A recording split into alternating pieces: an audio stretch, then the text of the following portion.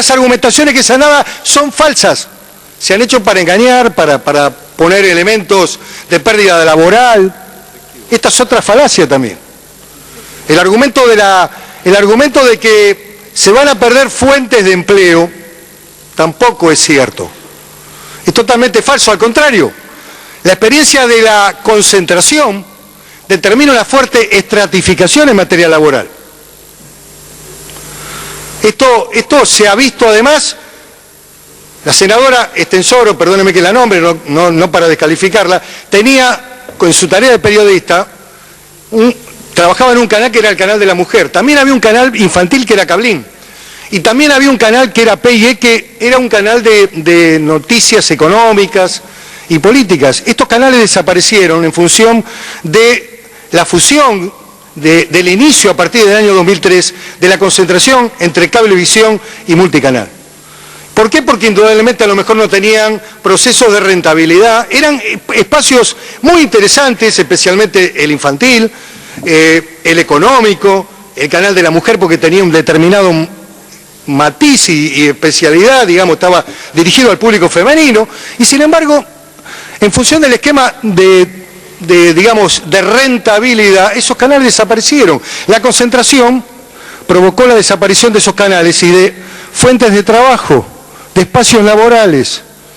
La ley lo que plantea es precisamente la apertura de nuevos espacios, de nuevos lugares de trabajo, fundamentalmente para el periodista, que es el sujeto destinatario de esta ley. La ley es una ley moderada, democrática, limita en el 35%, permite que empresas puedan mantener una posición razonable, no una posición dominante. El corazón del debate de esta ley es el tema de la posición dominante, por no llamarla casi monopólica. Me parece que este es el tema. Quiero contestar algunas cosas que tienen que ver con el pasado y además con experiencias personales que me tocaron vivir como senador. Y tengo una mirada sobre el pasado mucho más benevolente que algunos senadores que han hablado, porque las cosas hay que ponerlas en contexto histórico. En el momento que ocurrían esas cosas, en un momento realmente muy dramático de la vida de los argentinos, con la caída de la convertibilidad, con un quiebre de la credibilidad del sistema democrático. Ustedes recordarán esa consigna que era casi nihilista de la sociedad, de que se vayan todos. En este proceso, indudablemente, este Congreso tomó algunas decisiones que yo las califico de importantes y que algunos especialistas en la materia de las quiebras se opusieron terminantemente. Eran aquellos que estaban ligados también a fuertes intereses financieros. Algunos senadores defendieron la posición desde el punto de vista jurídico, yo no estoy hablando de ellos. Lo que digo es que hubo fuertes cuestionamientos de los acreedores financieros, no solamente de las empresas de medios, sino de todas las empresas argentinas. Nuestro primer intento en el marco de la crisis, cuando asumió el doctor Duhalde, fue la reforma de la ley de quiebras, en donde eliminábamos el Instituto del Crandón para todas las empresas de la Argentina que debían, porque entendíamos que era fundamental en ese momento de la crisis más profunda del país tratar de preservar el capital nacional de las empresas. Y el mecanismo del Crandón, que fue una reforma que instaló el doctor Cavallo, que es el viejo instituto del aplastamiento por el cual el acreedor financiero se queda con la empresa productiva, era indudablemente un instrumento que había que sacarlo para evitar que los acreedores financieros se quedaran con las empresas argentinas. Esa ley no pudo sostenerse por la presión del establishment financiero de la Argentina, que tenía terminales en Estados Unidos y en otros lugares del mundo. Hubo una fuerte presión. Hay un libro de Eduardo Amadeo que transmite fuertemente esas horas terribles que vivió el expresidente Duhalde y las presiones que sufrió, que determinaron un cambio por el propio Congreso de esa ley y tuvimos que revertir la ley de quiebras. Producto de esa decisión política y frente al riesgo que corrían todas las empresas de medios de la Argentina, que corrían un grave riesgo de transnacionalización y de que la comunicación argentina quedara en manos de extranjeros, entendíamos que era conveniente y entendíamos que fue además un instrumento necesario trabajar sobre la idea de bienes culturales. Hay un libro que narra la biografía de Héctor Manieto, y que es una biografía, yo diría, casi autorizada, que la escribe un eminente periodista también de extracción radical, José Ignacio López, y que en uno de los capítulos trata esta temática de la Ley de Bienes Culturales, que salvó a prácticamente todas las empresas gráficas y de medios audiovisuales de la Argentina, y que un medio gráfico la denominaba con el nombre de Ley Clarín, pero en realidad era la Ley La Nación, que era una de las principales empresas endeudadas con el banco Citibank, debía 80 millones de dólares por la construcción del edificio, quizás una de las empresas más complejas, porque Clarín tenía problemas desde el punto de vista de la conversión de la deuda en el exterior. Empresas como Crónica, el propio ámbito financiero también tenía problemas, Canal 9, un montón de empresas. Por lo tanto, consideramos que fue muy importante para la vida pública de la Argentina mantener los medios de comunicación en manos de nacionales.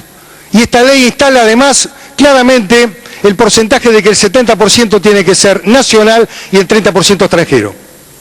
En el esquema de conformación de las empresas de medios, porque entendemos que la información y la comunicación es muy importante y es preferible y conveniente a los intereses del país con una visión argentina, que sean los argentinos los que emitan la información y que sean las empresas nacionales las que den la información en la Argentina. Y esto fue una decisión importante de este Congreso. Puede tener opiniones y visiones críticas,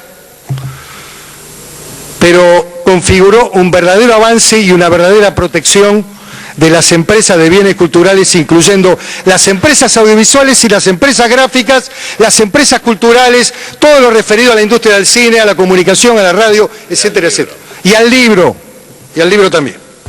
Acá me apunta el senador Pampuro. Así que yo reivindico plenamente, además, soy el autor de la Ley de Bienes Culturales. Y no lo considero de ninguna manera una mancha en el legajo, al contrario, creo que es uno de los hechos más importantes, como lo fue el proyecto de ley de quiebras, que era un proyecto de contenido revolucionario en un momento de crisis de la Argentina, donde los acreedores, en lugar de apoderarse de la empresa, tenían que formar parte de la empresa como simples directores sin tener la capacidad de decisión. Era una ley de la crisis. Era una ley de la crisis que no pudo soportar la presión internacional, como no pudimos soportar en su momento el sostenimiento de la ley 2840 en orden a la cuestión denominada ley de subversión financiera. Tampoco pudimos soportarlo, porque los banqueros, porque las organizaciones financieras en la Argentina presionaron fuerte, porque tenían miedo de que muchos gerentes y directores de bancos que se habían quedado con los dineros y el corralito había determinado el riesgo y la posibilidad de que pudieran ir presos. Esta es la historia, y la vivimos muchos de los senadores que estamos acá en esta noche. Fuimos parte de esa historia y no tiene beneficio de inventario. Quiero también hacer una referencia al 527, a este decreto tan difamado últimamente, que conformó una decisión política del gobierno nacional, de este gobierno depredador de los medios, según algunas calificaciones que he escuchado esta noche, de este gobierno que se come todo, hasta los chicos, y que se queda con todas las radios, y que vienen los empresarios acá, los contratistas, y compran. Ojalá hubieran comprado algún canal, por lo menos, qué sé yo, escucharíamos alguna noticia buena del gobierno. No han comprado una radio, no sé qué porcentaje tiene en la audiencia, es importante. No hay nada. Este decreto 527 el gobierno lo tomó también en la misma línea y en el mismo espíritu de lo que significó la Ley de Bienes Culturales. El 527 tuvo como finalidad la preservación de numerosas empresas. No es una empresa, como decía recién el senador Sanz. Me permito corregirlo, senador. El 527 prorrogó las licencias de la firma Cablevisión, Multicanal, Supercanal. Supercanal también tiene además 2 canales de aire en su provincia, el 7 y el 9, que estaban en una situación